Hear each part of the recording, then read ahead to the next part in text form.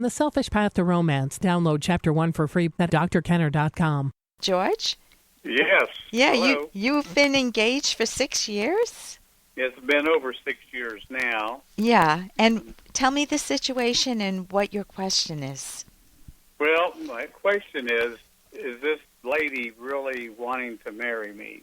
And whenever I bring up the subject of, are we going to set a date? Are we going to get married? What's going on? She doesn't tell me, and we get in an argument, and this has happened 4 times, and we don't speak with each other for about a week. Yeah. Now it's been, I brought it up about a month ago, and we haven't spoken, and I think I should ask for my rings back because she is the one who's broken the promise. I am willing to marry her, but she won't commit to a date, and now our friends don't even ask us when we're going to get married.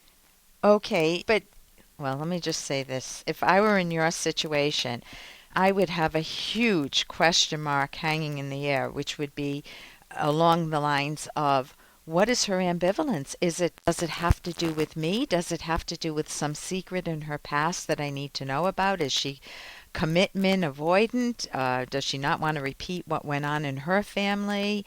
Is she afraid of having kids? I want to know why. And she just clams up. She will not discuss it. And she's been single for probably over 25 years. And that first marriage ended badly. He was an alcoholic, and I guess she just couldn't take it. And they have a son. He's probably 29 now, 30. Yeah.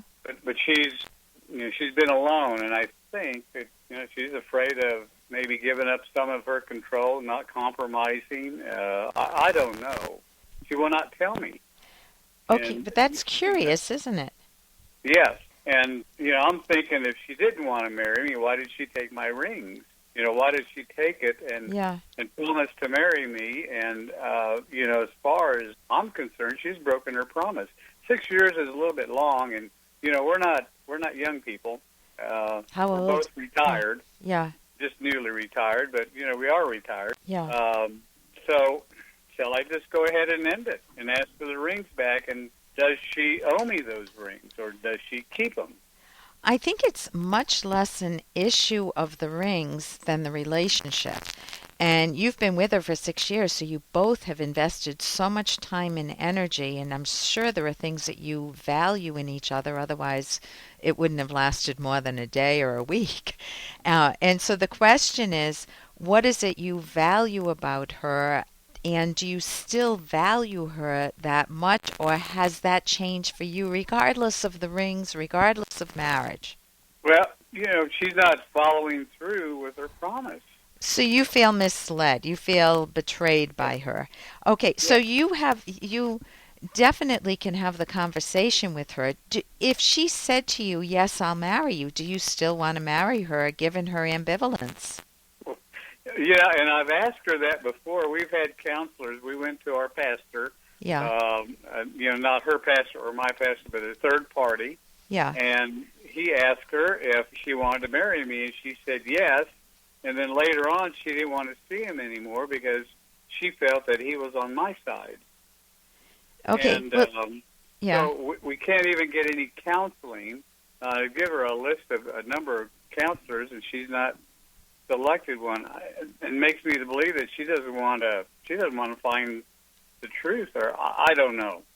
That's why I'm asking for help. Well, if that's the case, that she will not introspect to gain clarity of her own inner world as to what the multiple reasons or what the key reasons might be as to why she's hesitant to be with you, then she certainly can't communicate it to you. And if she's avoiding looking at herself, that may not be the best marriage partner for anybody.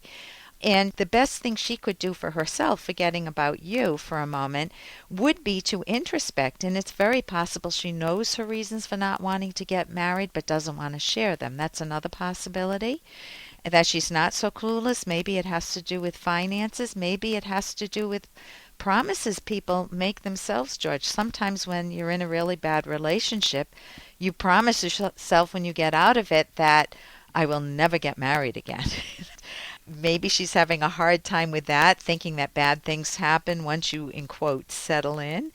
Would you be willing to have a relationship with her long range without a commitment? Hey, I got to interrupt this because we've got to pay some bills. 30 seconds, that's it. A very quick ad, and then Ellen will be back. Romance.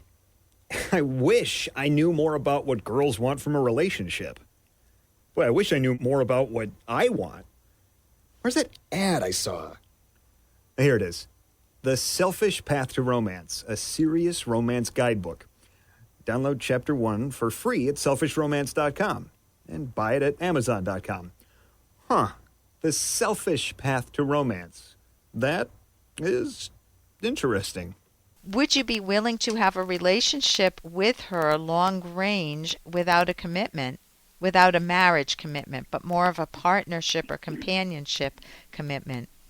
Yeah, and that's, and I've suggested that in the past, that we just not, just lay aside our engagement and just be friends. And we travel together. We go different places. We vacation together. We're dancing partners. And all of that is okay. And I'm starting to think that that's really all she wanted. And if that's the case, why did she promise to marry me? Why did she take the ring? So that's a huge question, because if it's the case that you guys do share a lot of values and have warm moments together and travel together and share activities together and you have a good bond together, and it's just that she doesn't want to get married, if you could have that conversation, would you be willing to have a companionate relationship? You could ask her that and what that would mean for both of you without the formality of a marriage. That might be very helpful if you're willing to do that. And then if you want the rings back, it might be a relief for her. I mean, if I was ambivalent about marrying someone and they asked me for the rings back, I might say, can we get a companionate ring? A very different type of ring, a partnership ring. But one of the things I want to recommend, because I know we're winding down on time here, is I wrote a book on romance and how to part ways if it's not working out with a co-author, Dr. Ed Locke. And I highly recommend it, even though I wrote it. It's called The Selfish Path to Romance, How to Love with Passion and Reason. And it does not mean the mean, rotten way to romance. It means the self-esteem way to romance, valuing yourself, George, and making a decision on a partner based on that.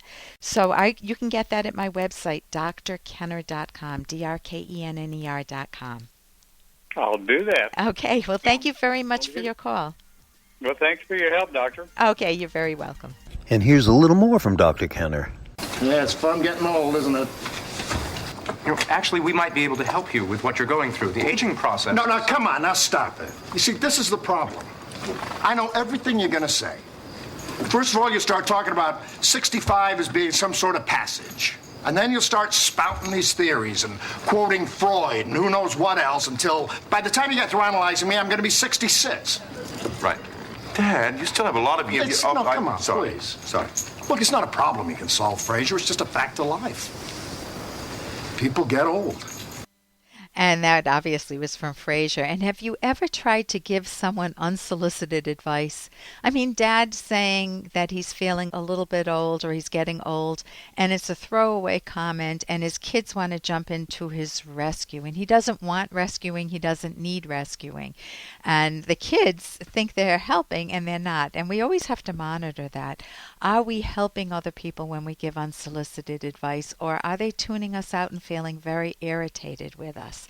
The topic of getting older is a legitimate topic, and if Dad had asked it differently, hey guys, can you help me out? I know you're in the field of psychology and I'm having a real difficult time dealing with the fact that I'm 65, and then he's inviting them to give him some tips. Then they're welcome to say something like, Dad, what would you enjoy doing? Or what's going on in your mind? What are your thoughts? And of course, if his thoughts are all what's called stinking thinking, I'm over the hill, I didn't accomplish goals, I let your mother down or whatnot, then if he's just recycling those thoughts, they can help him develop alternative thoughts that are healthier. And he'll need to come up with them. They hopefully will be something along the line of, this is my life. And of course, I missed out on some opportunities and I made some mistakes along the way and I have some regrets. And this is still my life. And what would I like to do? I'm 65 years young. Would I like to start taking ballroom dance lessons? There are people who do that. Would I like to start a new sport? Maybe not ballroom dance, but maybe it's golf, maybe it's tennis, maybe it's fishing. I don't know. There's a whole world of sports.